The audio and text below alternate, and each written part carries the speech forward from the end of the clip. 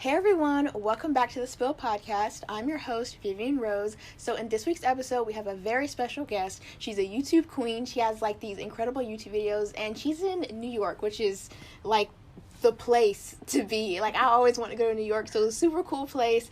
And she vlogs most of her vlogs on her experience in New York, and it's really cool vlogs. And she has her own brand called Mad Flawed, which is absolutely incredible. It has a really good background story to it as well. So you can go and introduce yourself.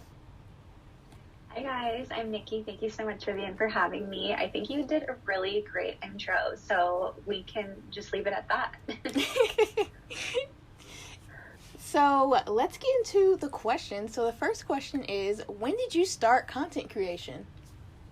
Yeah, when did I start? So I have been obsessed with creating content for as long as I can remember. When I was in middle school, I was always creating these videos and I would share them on Facebook and everything like that. And I think once I got into high school and I started watching YouTube, I became more inspired to really share that with people.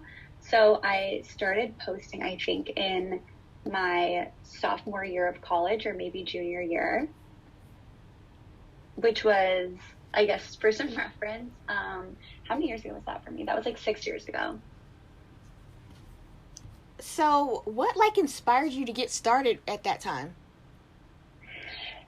I think when you enter college, you start a little bit more to become an individual versus when you're in high school, you kind of form into what everyone else is doing. Yeah. So when I was in university, when I was in college, I thought to myself, okay, I don't really have to go with the flow. I don't have to do what everyone else is doing. I can kind of create my own strides. And that was something that I had been wanting to do for a while. And I think the people that I surrounded myself with really uplifted me and, supported me. And I just thought everything kind of happens in the perfect timing. And for me, that was when everything really manifested. Yeah, that's so great. And I can't believe you've been doing it for this long. Like, I would have thought, you've been doing it for, I want to say, not even long at all, because it seemed like you just picked up on it so fast. Like, when I see your YouTube videos, it just seems like it's like you have that same energy and stuff. Like, when I watch YouTubers who've been doing YouTube for so long, you can tell, their first few videos that they posted, they're so energetic, but then once they've been doing it for a while, it gets kind of dull. You are, always so energetic. You're always on 10 and stuff. I just love that. I cannot believe that. Thank you. I think my motivation for content creation definitely comes in spurts. I haven't been posting consistently for 6 years. It's kind of been on and off. I go through different life phases where I want to share it with people, and then I go through life phases where I kind of want to keep things more to myself. So It definitely comes and goes, but I appreciate you picking up on the energy because I definitely try to, convey good vibes through my videos. Yeah, you definitely do. I love your videos. What would you say is the first step to becoming a content creator? Yeah, I think how I mentioned that it comes and goes and ebbs and flows with me because sometimes I'm passionate about it and sometimes I'm not. I think the biggest thing is being passionate for it, because if you're not passionate, like you mentioned, it really shows in the way that your videos are portrayed, and if people aren't going to resonate as much with them, and it's not going to be as well received. So definitely the biggest thing is passion, because when you have passion, everything else really falls into place. Yeah. And you don't have to try so hard, yeah. I love that, because that's pretty much with any life choice you choose. As long as you have passion for it, you'll have the motivation every single day to keep going and do that thing, yeah. Yeah, definitely. And it definitely makes it a lot easier, too. You don't have to force yourself to do something you want to do. I think a lot of times now, where TikTok is becoming really big, a lot of people are blowing up on there, and they're, making the shift to more long-form content. It's not natural for them. It's not something that they may necessarily be passionate about. But they kind of see it as the next step, and they force themselves into that. And you can tell, it doesn't really align. And that's okay. Long-form content doesn't have to align with everybody. I'm not really too hot on short-form content. I definitely prefer the more lifestyle 10-minute type vlogs. But I think that's because that's what I'm passionate about. And, other people have different passions. Yeah. You just have to make sure you stay aligned with your own. Yeah, I feel like I'll forever be a YouTube girly. I just can't, I'll watch TikToks, but I feel like I always go back to YouTube. I feel like YouTube is just it's almost like a little community itself. It's so much different than TikTok. Yes. No, I am the same as you. I love YouTube. I will forever be a YouTube girl. Obviously, TikTok is very addicting, and keeping up with all the lingo and the TikTok verbiage, it's like its own thing. But there's nothing like a YouTube video, and you get such a different relationship with like the creator on YouTube than you would on TikTok. Yeah, I love that. How did you choose your niche when you were first starting out? Oh my gosh. So this is something that I, to this day, still struggle with because obviously humans, they're so multifaceted, so many layers to them. So it's hard to put yourself in a box and really just hone in on one niche. Me personally, I've definitely gone through different phases on what my niche is. When I first started out, it was very much like beauty, and then it shifted. I tried to be like a fashion YouTuber, tried to do it all, and then I became like a travel girly, and then like manifestation was really big on my channel for a while, which these are all still things that I'm really into. But it's hard to leverage one over the other, and I think now, I kind of balance them all and categorize them as more lifestyle, as kind of what you can see in my videos. It's more like my day-to-day life, and I highlight all these different components in it. I think it's really tricky to put yourself in a box, but it's great because, categorizing yourself as like a lifestyle content creator, for example, you have more flexibility with what you can showcase. Because like I mentioned, I tried to do the whole manifestation thing because that was something that I was passionate about for a while, and I just felt like I was leaving out so many other parts of my life when trying to do that, and people didn't get a full sense of who I was. Yeah, and I love how you were saying how lifestyle, it's such like a broad thing. So like if you choose lifestyle, you can post self-love, wellness vlogs, you could do your skincare routine, you could do like redecorate my room with me. Like I love how lifestyle is such a big genre almost, so you can really like show your whole life in it. Definitely. And if self-love is your lifestyle, I feel like for me, I try to make self-care and self-love the emanation of what my lifestyle is, then that in itself becomes part of your life. And that is stuff that you naturally show in your videos. Yeah, and that even shows in your brand, Mad Flawed. Like, when you look at this stuff and when you read the story behind it, it even shows that you, like we were talking about earlier, that you have passion for this stuff. And it shows that you, like, how you were talking about manifestation and stuff, you have self-love in a lot of things that you do. And you can really tell with your designs and stuff. It's so nice. I love it. Thank you so much. I really appreciate that. Yeah. How do you measure the success of your videos when you do YouTube videos? Yeah, so for me, obviously I'm not like a huge content creator. I kind of have my approach in how I create content and what I deem to be successful for me is more the impact that I make within quality versus quantity. So for me, when I feel most successful in my content creation is when I get comments where I can tell that I really made an impact on someone. So whether that's, showcasing someone how to clear their skin and really evolve into a more confident version of themselves, or, showing people different parts of my life that inspires them in a positive way, and I get good positive feedback from that, that's how I deem myself to be successful. Yes, I love getting comments. Sorry, what did you say? Oh, I said I love getting comments, like seeing how people like the video and what favorite parts they had. I love that. Yeah, because at the end of the day, you put out content because you want to make an impact in some way or another. And I think comments and people really reiterating that and validating that for you is the biggest indicator of, oh, you were successful in that. Yeah. And it's so nice to be able to see, like, how people use your videos. So like how I'll get comments sometimes on my YouTube videos and people say like, I love this video because it helped me become more confident. I love this podcast episode because it helped me to stay focused in school. My dog is barking so loud, but I love how the comment section, it can really show how people really take an approach on your videos, and that's very great. Like I always look at your videos and stuff in the comments. It's always super nice. I love the little community that you build on there. Thank you. No, I'm super appreciative too. I think because I try to put out such positive, impactful content, I feel like the community that comes from that is also very positive. Yeah, I love a good positive community. It's definitely nice. Yeah. How do you differentiate yourself from the thousands of other content creators and really make your content original?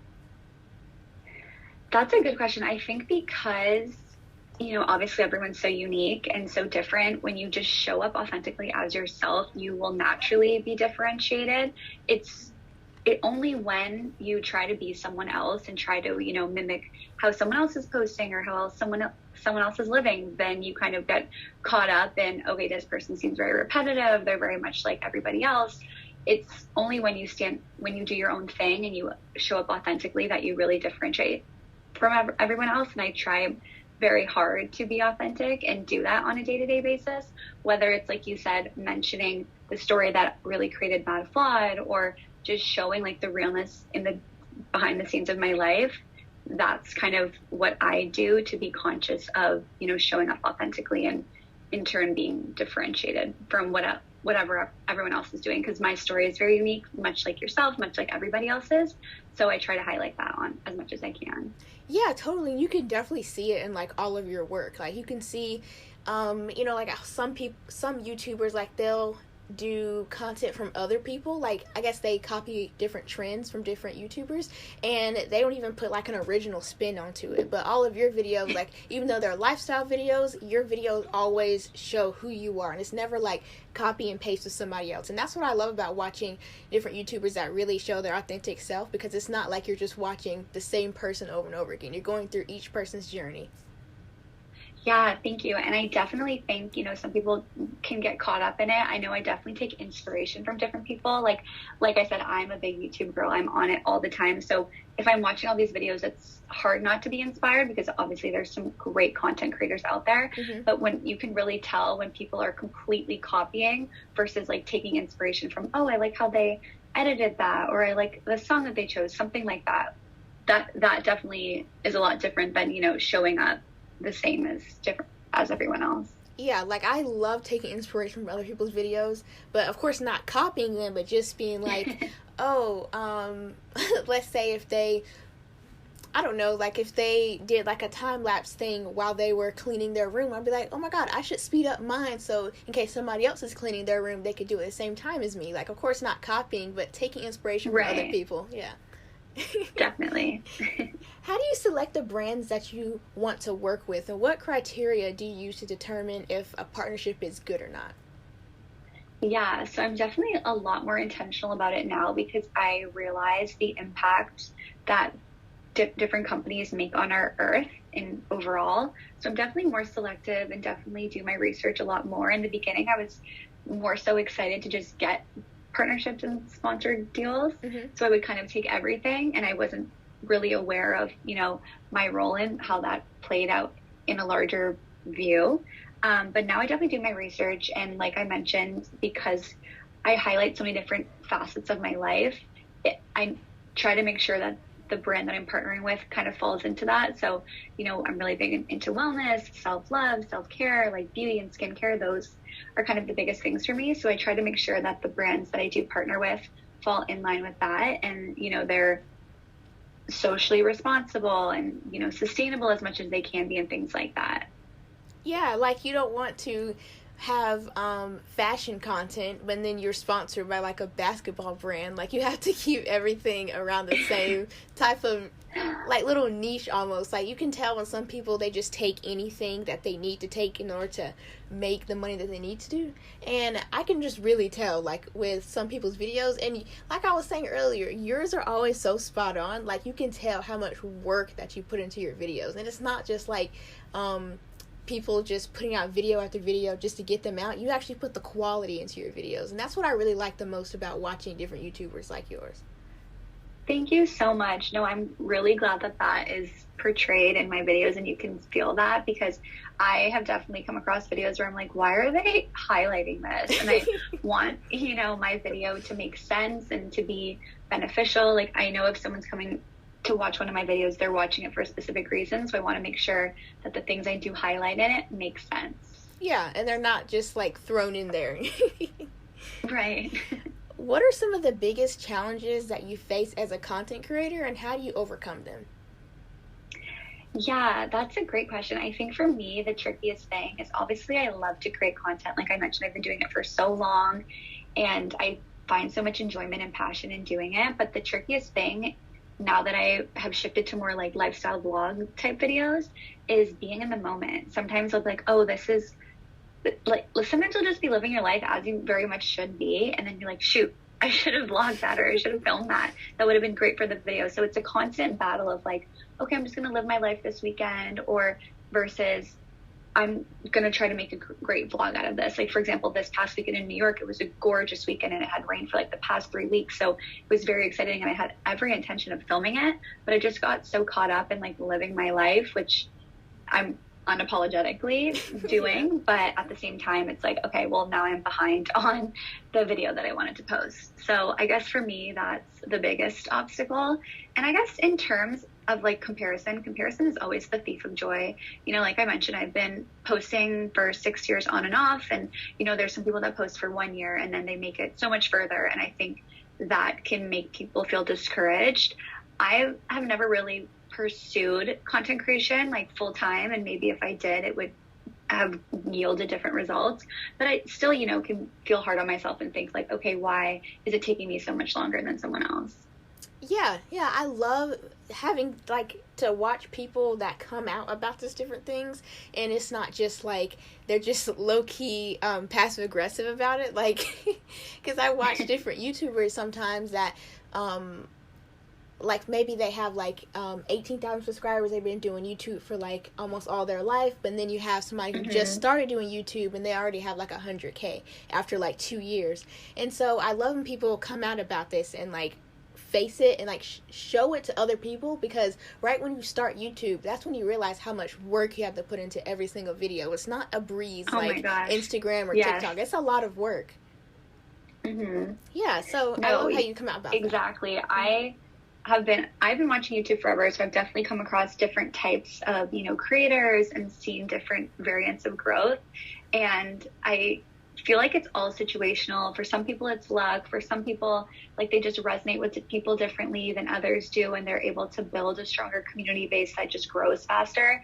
And it's nothing personal. You know, it's like there's a perfect place and time for everything, and some people just, that's their destiny, and for some people it's not. And you know, coming to terms with that and accepting it and realizing that like where you're at is okay and it's not a competition and you don't need to compare yourself, I think that's the most important part. Yeah, I feel like I hate when people compare themselves, because you really should just be comparing yourself now to like yourself a year ago, seeing how much you've grown in that 1 year, or even like a couple years ago, just comparing yourself to your content then, your content now, so you can like make it the best that it possibly can for your audience. And so I love when people actually do that, instead of like you can tell when people are comparing themselves to other content creators because their content starts to look like other people's content and stuff. And so I just love being able to like just compare my stuff to my past self and not a different person. No, definitely. I think that's a really valuable quality that you have. And unfortunately, I feel like when you're caught up on the internet and so much of, you know, the success on there, it comes from external validation, it can be tricky to keep that mentality, but I think it's very valuable that you have that, and I wish that everybody else could have it, because it's definitely, it can definitely be very deteriorating and break down your passion when you think like that you're not successful in comparison to how other people are successful. Yeah. And I know you already touched on how you manage your time between creating content and then like just living your life basically, but can you touch a little bit more on that? Yeah, definitely. So I try to keep a schedule of a consistent cadence of how many videos I put out each month. So I set goals for myself, and that is the most helpful way for me to stay on track and organized. If I didn't set goals and I kind of just, you know, pumped out things at my own discretion and however I seemed fit, I don't think I would get very far, because life is very fun and there's so much to indulge in. But I have to always be conscious that, okay, I do have partnerships that I'm committed to and I do need to create content for them. So I'm going to be very disciplined in my goals and make sure that I fulfill them each month. Yeah, and that's a great way to do that. So it's not like a burnout, like too much, but then it's like you're not reaching your goals at all. I love how you set goals and stuff. That's actually a really great idea. Yeah, and definitely be reasonable with your goals. I mean, you know, four weeks in a month, it would be crazy for me as someone who also works full time to pump out 10 videos. So I'm very realistic on what fits my schedule and what I can commit to. because I, like you said, I don't want to suffer from any sort of burnout and, you know, to ruin any kind of passion or flow that I do have. Yeah, and like how you said hey, you work a full-time job, and so that's actually, I don't work a full-time job, but I am like I'm in like college and stuff, and so I love how you can actually like schedule out the time around it, because I can't put out 10 videos a month either, because I'm busy with school and stuff, and so I only like try to get myself to put out 4 to 5 videos a month, and that's just like if I can. Most of the time I just try to do like 3 videos a month, and I love how you can actually like schedule that, and I love how with YouTube you don't have to like be committed to something. I don't know, I just love how you can have like a free schedule with that. Yeah, I think back in the day, people had posting schedules. Do you remember that, where people would be like, I post on Sunday and Wednesday? And I think that was great for their community to be aware of when new content was coming out. And I can see why it was beneficial. But now I think that there's more of an emphasis on being easier on yourself, and this whole hustle culture is less emphasized. So I think, that people are able to be a little bit more easygoing with content creators and let them post as they seem fit for their own life is really helpful for everybody. Yes, I remember that like little YouTube era where people would do that, like with Bethany Moda. She was like, I put out videos this day, that day. And of course, like, I'd always be there to watch it, but I never realized until recently how much work it is to have a video out by a certain time. And you also have like a entire life to live at the same time. So it can definitely get kind of like battling. No, definitely. What advice would you give to someone who's interested in becoming a content creator? I think it kind of goes back to the whole authenticity thing and just being yourself, and you will resonate with the people that you're meant to resonate with. And whether it's 3 people or it's 30,000 people, you will reach your audience. And I think it's easier said than done, but don't get so caught up in the numbers. Rather, what you should be doing is look towards the impact that you're making, because one person, if you make an impact on them, it's better than nothing. And when you make an impact on one person, that evolves and it grows, and it's exponential growth. So I think, first things first, always just be yourself, and the people that are meant to find you will find you. And over time, you will grow in the ways that you're meant to, and you will inevitably grow. So don't be so hard on yourself about it. Yeah, that's great advice. I wish I had known that right when I started content creation. What inspired you to start your own brand, Mad Flawed? Yeah, so Mad Flawed, for those of you who do not know, it is a self-love brand. I started it last year, and it's definitely pivoted the direction of where it started and where it's going now. I was burned when I was 9 months old, and I've suffered from 3rd-degree burns my entire life, which inevitably caused me to be very insecure throughout like my younger years and my youth. But as I got older, I realized that only affects me negatively. It doesn't affect anyone but myself. And at the end of the day, like, I'm okay with myself and how I look. It's really just how confident you are showing up in society. So I wanted to create a brand, and I wanted to help empower other people in their journey, because everybody has a flaw in one way, shape, or form. We're all human. No one's perfect. And I really wanted people to be more comfortable in their skin, because when I made the pivot from, being an insecure little teenager to be someone very sure of myself and very confident and okay with who I am, it was a life-changing. And I want to deliver that message tenfold across the masses to be able to impact the lives of so many other people in the same way. So Mad Flawed, it started out as a clothing company, but it's now shifting to be more in the beauty and wellness industry. And I'm very excited about those changes and what it's going to grow to be. Yeah, and I'm so excited to see all this stuff. Like, I was looking at your website the other day, and I just love the way, like, it's embroidered on the actual, like, pieces of clothing, and it looks like it's such great quality. Not, like, cheap quality, but it looks like great quality clothing and stuff. And I can't wait to see all, like, the beauty and wellness stuff you have to come. That's going to be super exciting.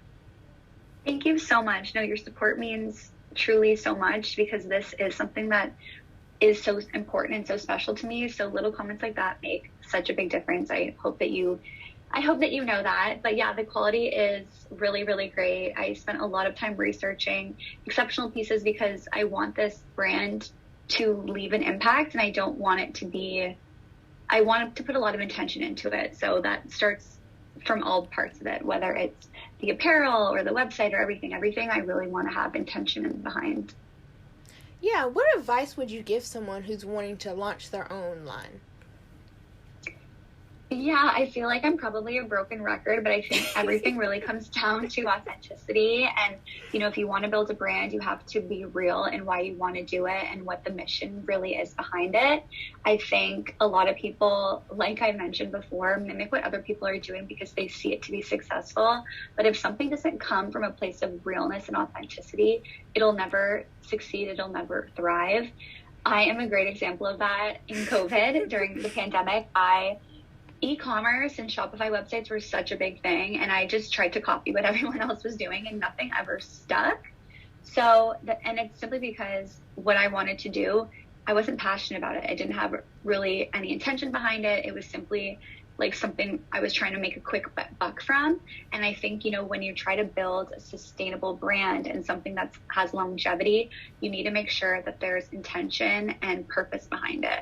So Mad Flawed has so much purpose and so intention behind it, and that's why it's growing the way that it is. So for other people that want to start something, would be the first step. Really figure out your why and figure out your purpose and your passion, and the rest will follow. Yeah, and that is, oh my gosh, that is such great advice, because when I first started my line, like, I wish I had known about a lot of, like, in your story on your website, like, you have like a serious thing about it, and I just love how it's like a real, like, backbone story. That is so great. And I love how you have, like, just the way the website looks in general, like, not even talking about the products, but just like the way the website's set up. It's so, like, easy to use and stuff. I wish I'd have known all this stuff about websites back when I started mine, but I just love the way it's just set up, and it's so sleek looking. It's so nice. Thank you. I appreciate it. Yeah, and I had so much fun doing this interview with you. Thank you guys so much for listening. If you guys want to subscribe to her YouTube channel and go check out her website, all the links will be in the show notes down below. And I will see you guys in my next episode. Bye! Bye!